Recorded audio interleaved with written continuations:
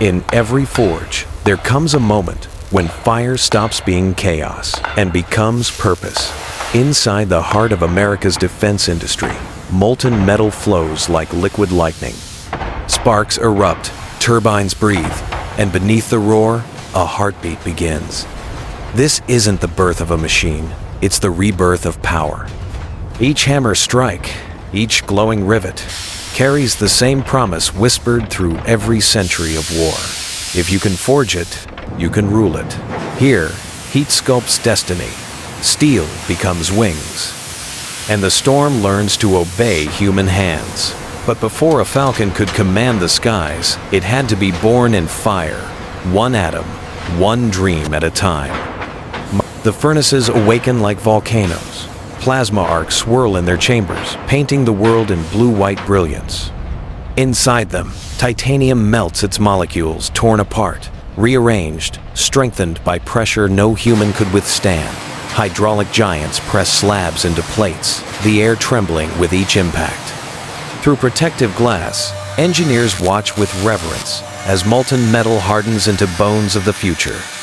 The temperature peaks, the light flickers, and within the inferno, something ancient stirs the will to rise. Every spark that leaps into the darkness is a heartbeat of tomorrow's sky. Here, nothing is left to chance. Each gram of alloy is measured, every weld tested. The forge doesn't forgive.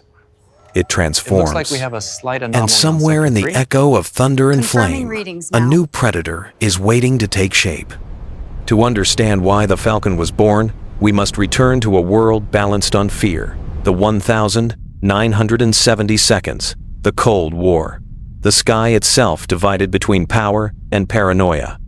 America needed something beyond strength, something alive, intuitive, unpredictable. Engineers envisioned a fighter so light it could outmaneuver missiles, so intelligent it could outthink war. From sketches on napkins in Fort Worth to midnight tests on silent runways, a dream took flight, the YF-16. When it first broke the sound barrier, it wasn't just speed that shook the air, it was evolution itself. The machine didn't fight gravity, it danced with it.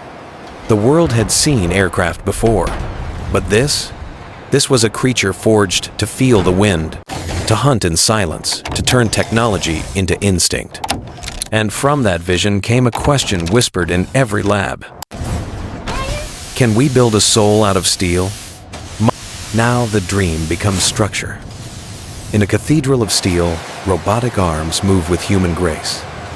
Sparks fall like stars as titanium frames lock together, each weld sealing a promise. Panels stretch across the assembly line, curved, seamless, aerodynamic. The F-16 skeleton rises from scaffolds like the ribcage of a living giant. The clang of tools becomes rhythm, the hum of generators, its pulse. Every plate, every screw, is positioned with microscopic precision.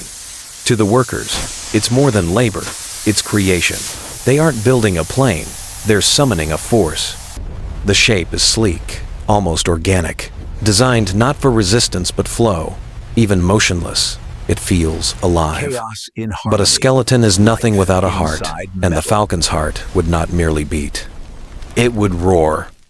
Deep beneath the factory floor, in a test cell lined with steel, the Pratt & Whitney F-100 awakens. He's alive. Blades blur. The air ignites.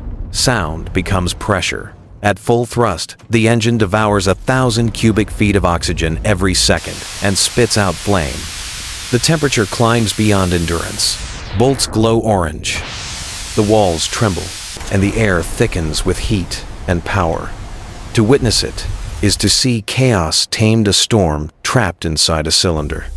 As technicians monitor gauges, the machine screams into life, its roar shaking the glass.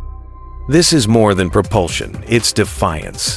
A mechanical heartbeat that could lift 20 tons of metal and send it slicing through the stratosphere. But even the strongest heart needs a mind. To hunt, the Falcon must learn to see, to think, and to strike before it's seen. Rows of monitors glow in the darkness. Engineers, bathed in the cold green light of radar screens, assemble the Falcon's nervous system. Circuit boards shimmer like constellations. Microchips pulse like neurons. Through wires thinner than hair, signals race faster than thought. The fighter's radar, its eye, comes to life. It sweeps the horizon, mapping invisible threats, calculating distances, predicting movement long before the human mind could react. This is how instinct becomes data, how intuition becomes code. The pilot and the plane no longer speak, they merge. When he turns his head, the jet follows. When he senses danger, it's already locked on. Machine and man move as one, sharing a single rhythm. But vision alone doesn't conquer. The Falcon still needs its wings lightning that cuts through the storm. On the assembly line, cranes lower titanium wings into place, each bolt gleaming under electric light. Mechanics move in slow harmony, one tightening, one testing, one checking alignment down to a human hair. The fuselage is no longer a shell, it becomes a weapon. Underneath, AIM-9 Sidewinders and AIM-120 AMRAAMs are mounted, their surfaces cold and perfect. Electrical circuits connect the Falcon's heart to its claws.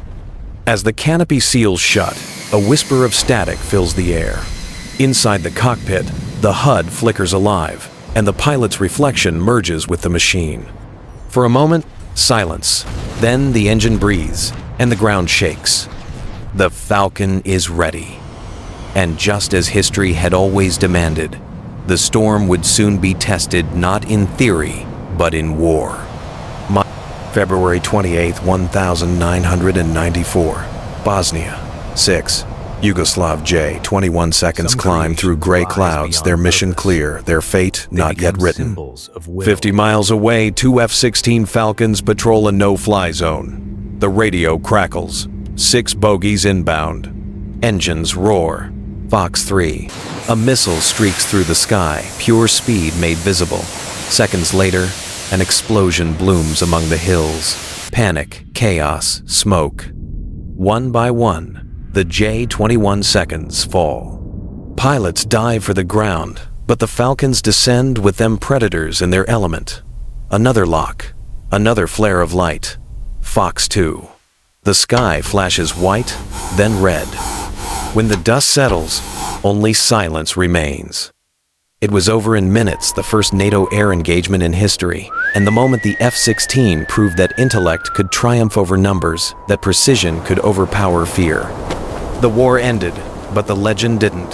The Falcons returned to base, scarred by heat and speed, their wings still humming. In that hum was the sound of evolution fulfilled, the sound of skyfire made flesh. Decades have passed. The F-16 now rests in hangars, some polished, some forgotten. Yet touch its skin, and you'll still feel a vibration faint, electric, alive. Every rivet remembers the forge. Every dent remembers the sky. It's not just an aircraft. It's a monument to humanity's obsession with control to master air, flame, and fate. Even when its engines sleep, its legacy doesn't. It whispers through every modern jet, every test chamber, every engineer's dream of perfection. Because speed is never found. It's built layer by layer, weld by weld, mistake by mistake. The Falcon taught us that power is only as real as the people who dare to build it. And long after its last flight, the thunder it carried still echoes in every horizon it once crossed. The sky will always belong to those who forge it. Subscribe and step inside the next machine born of fire and steel.